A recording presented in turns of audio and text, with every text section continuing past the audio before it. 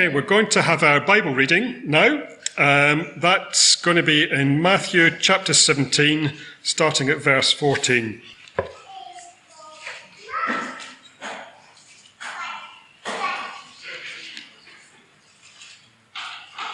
And it's on the screen behind as well. So, Matthew 17, beginning at verse 14. When they came to the crowd, a man approached Jesus and knelt before him. "Lord, have mercy on my son," he said. "He has seizures and is suffering greatly. He often falls into the fire or into the water. I brought him to your disciples, but they could not heal him." "You unbelieving and perverse generation," Jesus replied, "how long shall I stay with you? How long shall I put up with you? Bring the boy here to me." Jesus rebuked the demon, and it came out of the boy, and he was healed at that moment. Then the disciples came to Jesus in private and asked, "Why couldn't we drive him out?" He replied, "Because you have so little faith. Truly I tell you, if you have faith as small as a mustard seed, you can say to this mountain, 'Move from here to there,' and it will move. Nothing will be impossible for you." When they came together in Galilee, he said to them, "The Son of Man is going to be delivered into the hands of men. They will kill him, and on the third day he will be raised to life." And the disciples were filled with grief. After Jesus and the disciples arrived in Capernaum, the collectors of the 2 drachma temple tax came to Peter and asked, "Doesn't your teacher pay the temple tax?" "Yes, he does," he replied. When Peter came into the house, Jesus was the first to speak. "What do you think, Simon?" he asked. "From whom do the kings of the earth collect duty and tax? From their own children or from others?" "From others," Peter replied. "Then the children are exempt," Jesus said to him. "But so that we may not cause offence, go to the lake and throw out your line. Take the first fish you catch, open its mouth, and you will find a 4 drachma coin. Take it and give it to them for my tax and yours." I ask that the Lord will bless that reading to us as we seek to study it later. We're actually going to be looking at all of chapter 17. I took the liberty of the fact that I was preaching all of chapter 16 and 17 to slightly change the boundaries of what I'd initially broken it down by. So it was good that we read from 14 to 27, but you are going to need 1 to 13 as well. I'm not going to read it now because we're going to look at it as we go through, but we're going to do the whole chapter, which, yeah, there's a lot in it, so we'll see how we do getting through it. But up to this point in chapter 16, so in the last couple of weeks, Peter's life has perfectly, I think, resembled a roller coaster before even roller coasters were a thing. So I love roller coasters. The vast majority of the biggest and best ones, they slowly crank you up a hill, right? So you sit in and you get onto the uphill climb, and it goes tick, tick, tick, tick, tick, or clunk, clunk, clunk, clunk, depending how old on you it is. And it takes you to the top of some kind of ridge or tower or whatever it might be. And the anticipation builds. As you go up there, you sat there thinking, how much further has it got to go? I can't see the top. It's still ticking. I can see a lot of people and they're looking very small. And it all kind of builds up as you get there till you get to the pinnacle. And if we're thinking about Peter in the last chapter, that's what's been happening through Matthew's gospel, clunk, clunk, clunk, clunk, all the way up to the point where at the pinnacle, Peter has exclaimed, in answer to Jesus' question, "Who do you say I am?" he said, "You are the Messiah, the Son of the living God." That was Matthew 16, verse 16. And that was the pinnacle. And just like a roller coaster, it was followed by a very swift rush down a hill. Right? So the roller coaster does that, takes to the top. You have a split second or a couple of seconds at the top as the roller coaster crests the hill, and then whoosh, down the other side, and the adrenaline courses through your body. And if you're an adrenaline junkie like me, that's brilliant. That bit of the roller coaster is brilliant. Sadly for Peter, his roller coaster experience before the roller coaster existed was not a rush of adrenaline down the other side. Maybe it was a rush of adrenaline in the way he spoke to Jesus, because he turns around to Jesus and rebukes him. But the point is, Peter's is a bit more like a car crash. Peter goes from hero, "You are the Christ, the Son of the living God," to zero. where Jesus, in Matthew 16:23, says to him, "Get behind me, Satan. You are a stumbling block to me. You do not have in mind the concerns of God, but merely human concerns." Peter goes from, "Blessed are you, Peter, son of Jonah, because this has been revealed to you by God," to rebuke. "Get behind me, Satan." Now, we could be tempted, couldn't we, having read that in chapter 16 and worked up to this point, to be a little bit harsh on Peter. We go, "Oh, man, Peter, what are you doing, mate?" But we've got to remember, Peter is and was a fallible human being.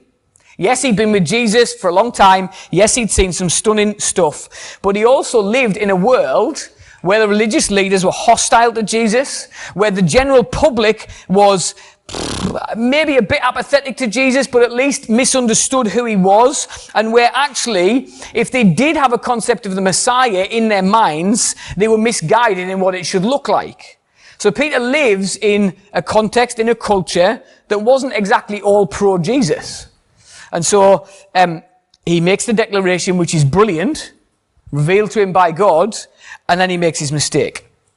So actually with Peter, maybe rather than thinking, "Peter, what a numpty," we should probably be thinking, Peter, there's a great example of what it looks like to live in the world with the joys and the struggles of knowing who Jesus is, but then getting some of it wrong, because we live in a world like that, right? It might not be the same groups of people that are hostile or apathetic to Jesus, but we live in a world where some people are hostile to Jesus, and where some people are apathetic to Jesus, they couldn't care less, and some people just misunderstand who God is and what he's like altogether. We also live in a world where there are distortions of the truth that are taught, sometimes from outside the church and sometimes from inside the church. So in that kind of context, we struggle, like Peter, don't we, to get it right. We struggle to believe at times. We live in a fallen and broken world, living with indwelling sin in us, and we struggle, don't we? We struggle with doubts. We maybe doubt God. We maybe doubt what his character is like. We maybe doubt the gospel. Sometimes maybe we struggle with what the Bible teaches on any given subject. Maybe we question whether the whole thing is real every so often. Do I really believe it? Is it really true? Does it really work? If you've never had any of those questions, I think you're either in denial or there's something wrong with your head. Because in reality, every Christian who has ever lived at some point will ask or doubt or have some kind of question over something or other. Something will happen in life that makes them question whether what they know about God is true. And that's not necessarily a bad thing. We aren't perfect. God doesn't expect us to get it right all the time. He knows that we are sinful people who need his grace. And so this section in chapter 17, I think, is a good news section for us. It's good news if we have struggled with doubt. It is good news if our faith feels like it's faltering. It is good news as we live in a world that is both apathetic and hostile to the gospel. Because the way Jesus treats not only Peter in that previous section and in this section, but also the rest of the disciples, should encourage us and comfort us. The things that we need to do in response to him as well are not complicated. Jesus doesn't give a really complicated list of, well, what do we need to do in response when we struggle. It's very straightforward, I think. So, chapter 17, we find Peter, but with this time with James and John, and just the three of them are on the way up a mountain with Jesus. And what happens there in verses 1 to 13 is nothing short of glorious. In the true and fullest sense of the word, glorious. So look at verses 1 to 3. Peter, James and John are going up the hill. Jesus leads them up a high mountain by themselves. Verse 2, there he was, that's Jesus, transfigured before them. His face shone like the sun, and his clothes became as white as light. Just then, there appeared before them Moses and Elijah talking with Jesus. So, they've gone up a hill, they get to the top, and Jesus' face becomes radiant, and his clothes shine bright white right before their eyes. And then, if that wasn't enough, Moses and Elijah also appear standing in front of them. Moses is there at least because he represents the law. Elijah is there at least because he represents the prophets. There are probably a whole other bunch of reasons why it's those two who appear, but that at least gives you some context. Commentators have written all sorts of stuff on it. But it's also one thing that's worth noting about Moses and Elijah as a little bit of an aside is this. The appearance of Moses and Elijah on that hill with Jesus at least says there's life after death. Because Moses and Elijah are both dead. And yet they stand before Peter, James and John and Jesus alive, talking to him. We don't know what they said, but they talked with Jesus. So when we breathe our last, it's not that we simply cease to exist. The world might tell us that when you die and you're buried 6 feet under, or your ashes are scattered wherever it might be, that's it, that's the end. It's not. The Bible makes it very clear that there is life after death. But the focus of these verses and our focus needs to be on Jesus. Look at what happens to him. Jesus shines like the sun. And he shines like the sun because he is, as Peter just declared a few verses earlier, the Son of the living God. He is the glorious, eternal Son of God in human flesh. Jesus is the one who the law, represented by Moses, and the prophets, represented by Elijah, all points forward towards. Jesus here is the promises fulfilled, the promises given to Moses, the promises repeated throughout the Old Testament. Everything that those two men, Moses and Elijah, represent was all pointing towards Jesus. And here is Jesus meeting with them, but as he does, he is transfigured. He shines like the sun. His clothes become bright white. It is a stunning scene. I mean, you can't really imagine it, can you? It is an unbelievable glimpse of God's glory. Just for Peter, James and John. Peter refers back to this in his second letter, and he writes about Jesus these words: "We were eyewitnesses of his majesty." And I imagine as he penned those words, as he was writing that letter to the church, this was what was in his mind. That glorious moment where Jesus, on top of the mountain here, is transfigured. Now think about it. How much of an encouragement would this be to those three men? Because their expectation of the coming all-conquering Messiah had been popped like a balloon with a pin, hadn't it? They've been saying, we want the Messiah to come, we believe Jesus is him, and he is going to come and he's going to kick out the Romans, and Jesus says, no, I'm going to come and I'm going to die on a cross. And they go, what? But here, as they stand on the mountaintop with Jesus, they see a glimpse of the all-conquering Messiah. They see a glimpse of the great, glorious Son of God. They get a glimpse of his majesty. It's almost a very gracious pointer, isn't it, from God to these men. Look, he really is the Messiah. It might not be going to pan out the way you thought it was going to pan out, but look, he really is the glorious Son of God. He really is the Messiah you were waiting for, hoping for, and longing for. It's just that glory you were expecting now is for the future. But it is coming, and it's going to be bigger and better than you could possibly imagine. So Peter is then unsurprisingly overcome by it all. And he says, Lord, it's good for us to be here. If you wish, I'll put up 3 shelters, one for you, one for Moses, one for Elijah. Why he says that and what significance there is to it is debatable. But what comes next is the thing that is absolutely essential to the whole of this moment, the transfiguration as a thing. If it wasn't already amazing enough, the bright cloud covers them, which would have reminded them of the stories of the Shekinah glory filling the temple when it was dedicated. And out of that cloud, a voice speaks. And the voice speaks and says, "This is my Son, whom I love. With him I am well pleased. Listen to him." So we've already heard the first bit, right? Jesus' baptism back in Matthew chapter 3. This is my Son whom I love. With him I'm well pleased. But this time, not only are they reminded that, look, this really is the Son of God, this is the Father speaking to you, they are then told to listen. That's the key difference here, isn't it? Between the baptism and the transfiguration is that God the Father speaks from heaven and says to the disciples, listen to Jesus. After Peter's rebuke by Jesus, that's massively important, isn't it?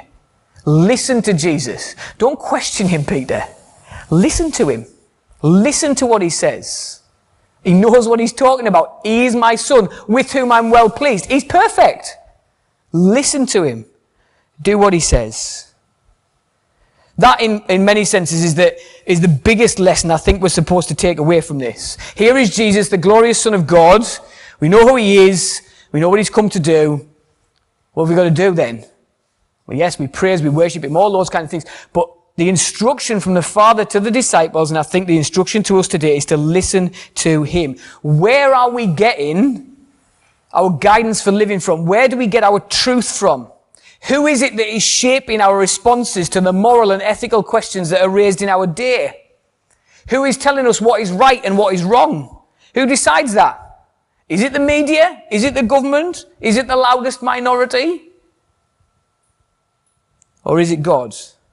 See, our society is a mixture, isn't it, of apathy and hostility towards God, towards God's word, towards the gospel message.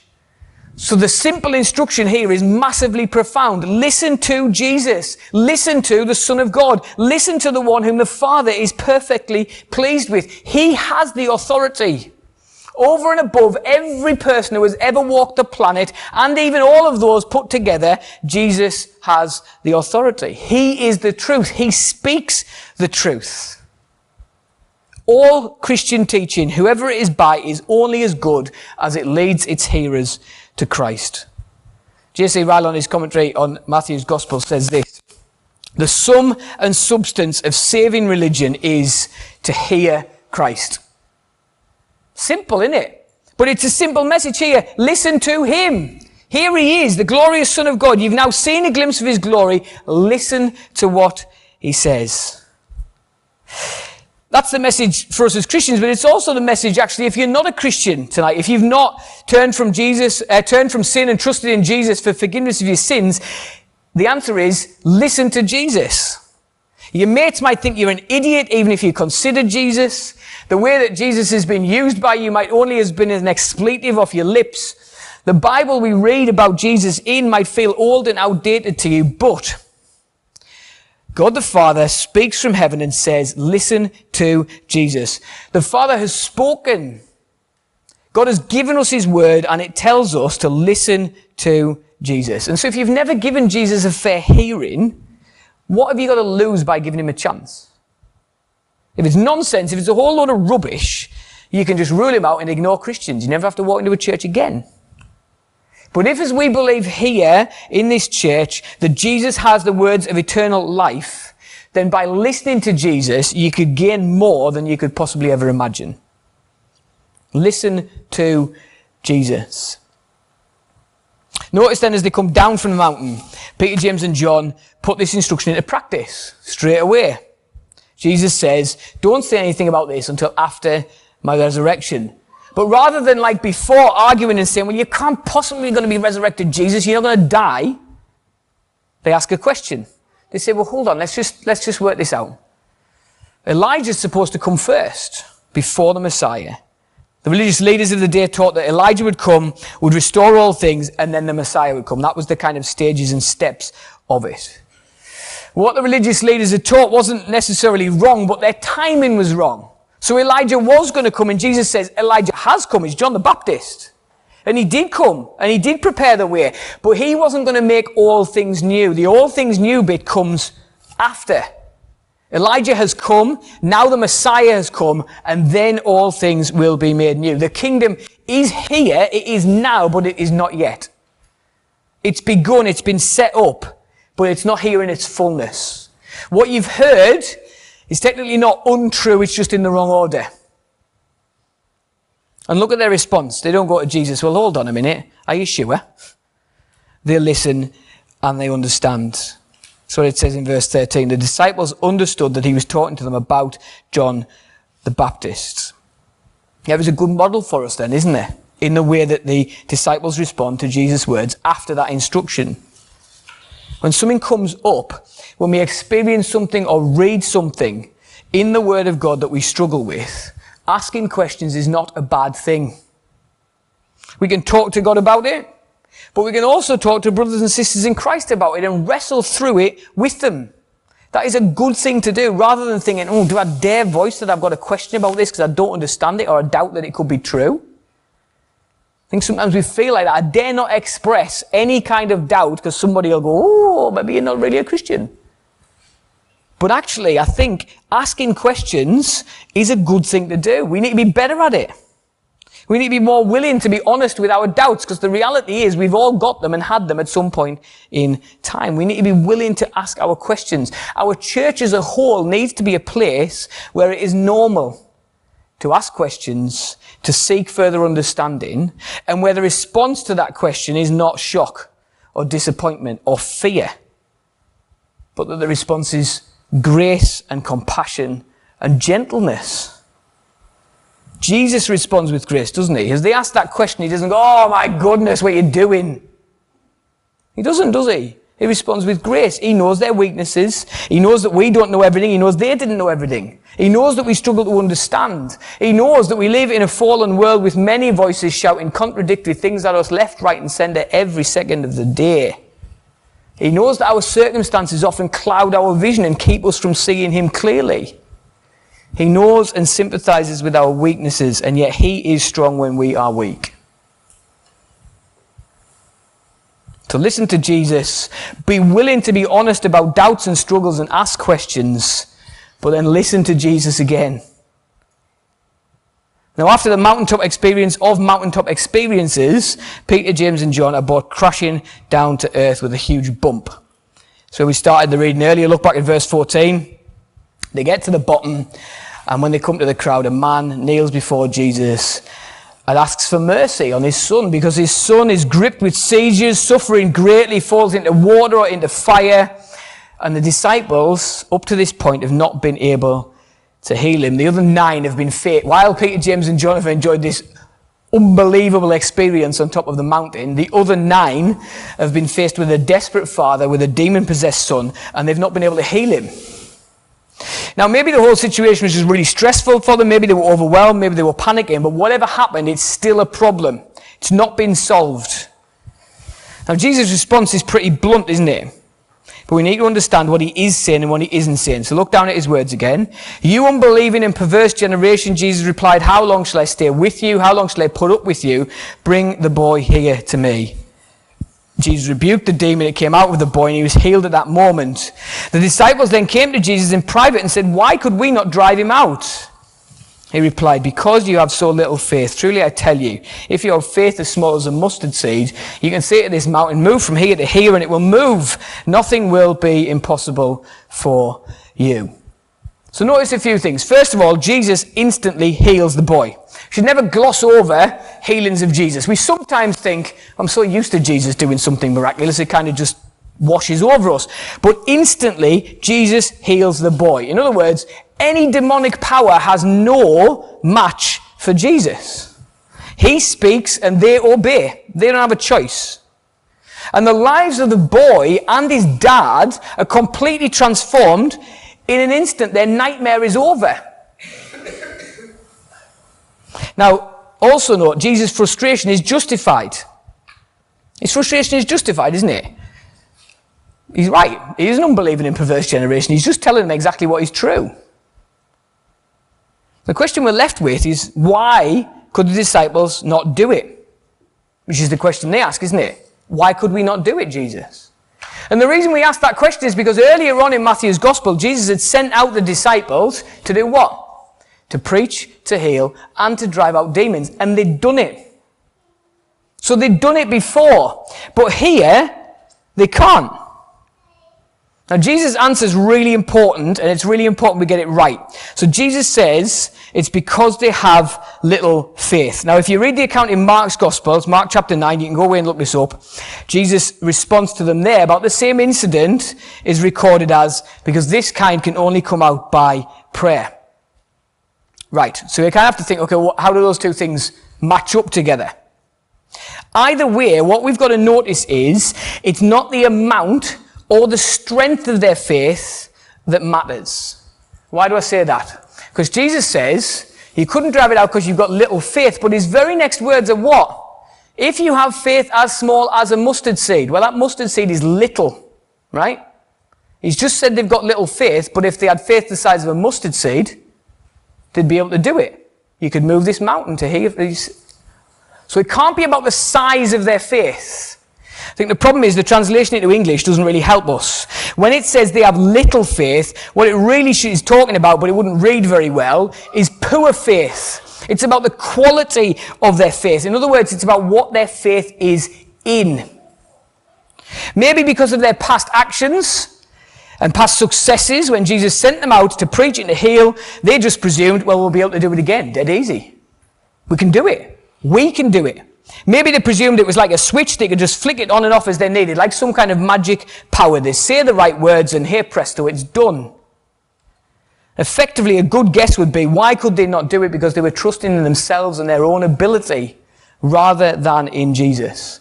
And because they were doing that, they failed. Best way to illustrate this, I think I've illustrated like this before, but it's worth repeating again.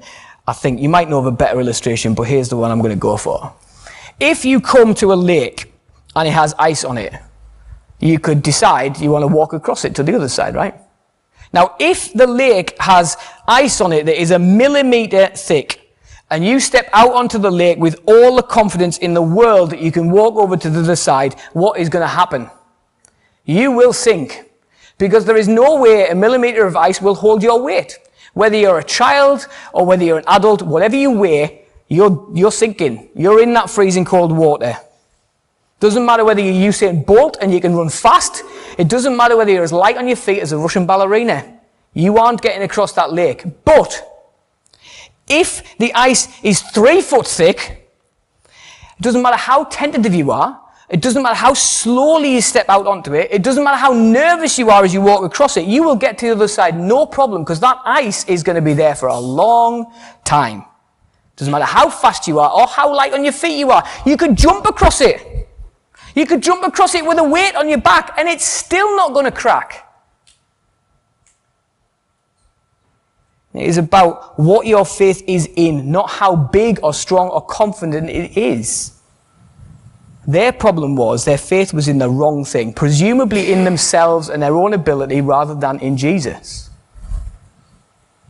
We live in a society, don't we, that tells us we need to just believe in ourselves. Believe in yourself. Have enough confidence in yourself. Be whoever and whatever you want to be. And you can do and have whatever you want to have. And it is very easy for us to subtly take on that kind of thinking without maybe even realizing it. But what we need to do is not have more faith in ourselves, but faith in Jesus.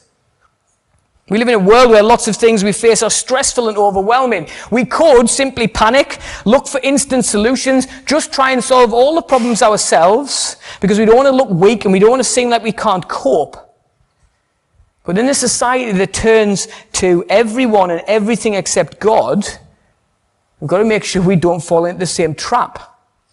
It can be hard not to go along with that, can't it? It can be hard not to think, well, look, I've been taught that I can just do it if I've got enough of a mindset to do it, or if I've got enough confidence in myself to do it, I can just do it. Well, it's not true, is it?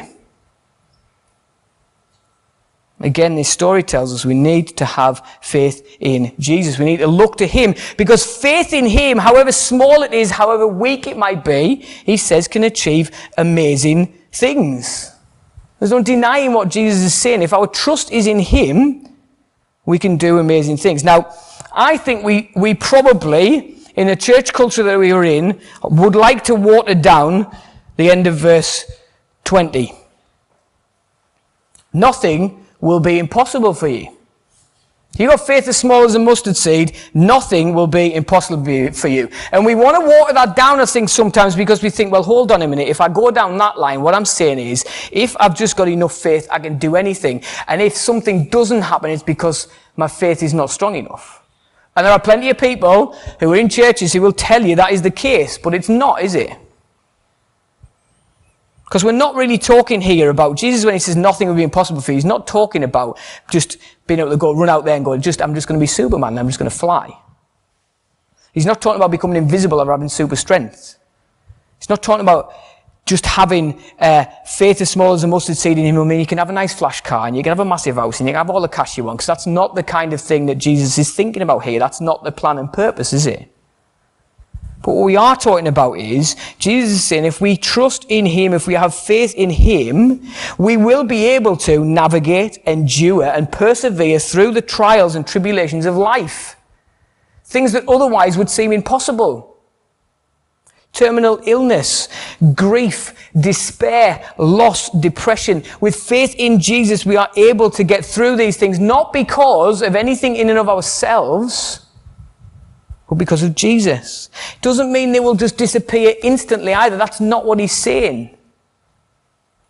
But we're talking about seeing change in our marriages, seeing transformation in our family, talking about reconciliation of broken relationships, about contentment of our place in society, about our contentment in our relationship status or in our sexuality. We're talking about things like overcoming addiction or breaking the pattern of ingrained sin in our lives. We're talking about growing leaders in the church. We're talking about speaking to hostile neighbours, friends, family members, whoever it might be, about Jesus. With faith in Jesus, we can do that. Those things might seem impossible to us, but in his strength, we are able to do them. Those things can be achieved. If we try and do them on our own, if we try and fix broken relationships on our own, it doesn't usually work, does it? If we try and change somebody else because they need change, we try and change ourselves, usually that doesn't work, does it? But in the Spirit and by Jesus' strength in and through us, we can be transformed. I can't make myself more like Jesus, and neither can you, but he can. Not because of us, because of Jesus. Jesus can change the most stubborn heart. Jesus can change and raise the spiritually dead to life. Jesus can break the strongest powers of darkness. We can't, but he can. And so the call is to have faith in him. However small that faith might be, the call is to have faith in Jesus. We then get the second major prediction of Jesus' death and resurrection. And this time again, the disciples, they don't understand it all yet, but they're learning because they listen and they take it on board. And then the final section probably feels a little bit detached, and maybe it probably should stand alone as a different sermon or something else, but I think it's worth us looking at it. Having thought about listening to Jesus and having thought about having faith in Jesus, actually, in one sense, this is one outworking of that. So Jesus says to the disciples, so the question about temple tax and whether Jesus pays it or doesn't pay it. And again, there's a couple of miraculous moments in there, isn't there? Jesus speaks first when Peter comes into the house. Jesus wasn't there when they asked Peter the question, but Jesus knows what they've asked. And so he says to Peter, what do you think, Simon? From whom do the kings of the earth collect their duty and taxes? From their children or from others? So Jesus has knowledge of what's going on. Even though he's not part of the conversation, he speaks first. And then, the last bit's miraculous too, isn't it? Jesus says, right, so we don't cause offence. Get your fishing rod, Peter. Have a quick wander out of the lake. Cast it in. The first fish you catch, open its gob, and there'll be a 2 drachma coin in it. Go and pay the temple tax. I mean, at this point, Peter's probably thinking, okay, fair enough, because he's seen plenty of it. But it's mad, isn't it? If I tell you, just go up to those fishing lakes, out near Carlton, toss it in. The first fish you catch, you open its mouth, there'll be a £2 coin in there. You think, Matt, you're nuts. Right? You would. Think I was mad. But the point of the story seems to be this. The logic of Jesus in his question is, children of God don't need to pay the temple tax. It belongs to God.